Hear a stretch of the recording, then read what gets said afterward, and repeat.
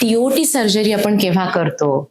जेव्हा हसताना, खोकताना, शिंकताना, फास्ट चालताना जे युरिन लिकेज होत असेल. ही एक टेप असते, ती डिझॉल्व्ह होत नाही, जी आपल्या मिड युरेथ्राला म्हणजे जो युरिनचा मार्ग आहे त्याला सपोर्ट करते आणि त्यामुळे आपली ही तक्रार थांबून जाते.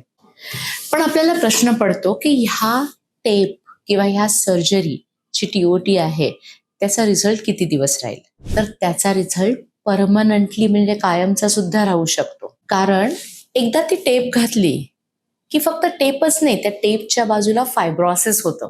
त्यामुळे ती टेप फिक्स होऊन जाते.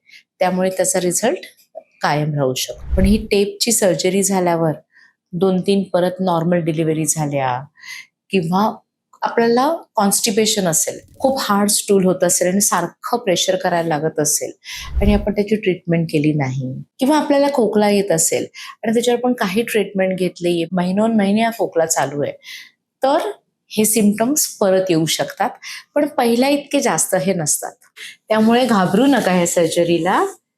एकदा ही सर्जरी केली की त्याचा इफेक्ट खूप दिवस टिकू शकतो. पण ही सर्जरी केल्यावर तुमच्या क्वालिटी ऑफ लाईफवर खूप पॉझिटिव्ह इम्पॅक्ट होतो.